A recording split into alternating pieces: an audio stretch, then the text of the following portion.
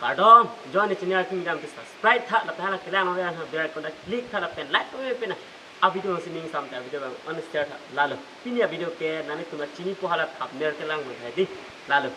asi ko so ma pinya lam ar jaman le lam mane pudak ka ja pen nok se video dikok thai no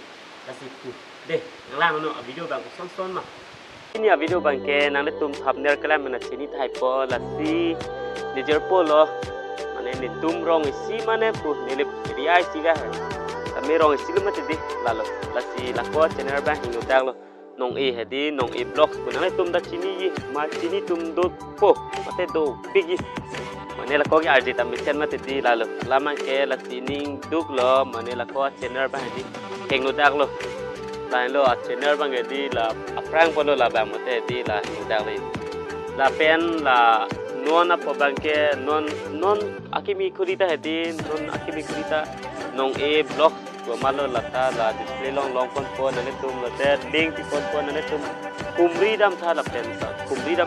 spy dam tha la kila ma dam der link dam tha la pena video bangke un an ke share bitha la lo mane ye so melo mane la kota kwani paduk lo ekede lo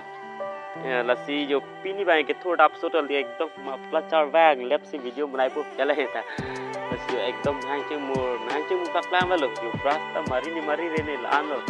mane ni ta hedi ning oil lo ko channel hing dak kalam mo tedi lasi lapulo lasi laso video bang ke un an ke nang le tum share tha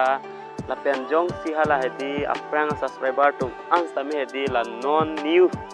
nong blogs along hedi humridam back po pasi nilining thelo mane video bang pading lo jong si nane tum kanghon kangjin so pen hala nong blogs at channel non new icon lo hedi humridam back tha nang le tum humridam pen subscribe an la pen there icon da click bidam tha pen like comment la bidam back nam po la lo lasi video bang ke an pading delo ni ba si ansing ton kok po video lam pesan te like komen pe na kami video an ke share tha la so video an ke share tha lalu ini video ke ansing ton kok pardon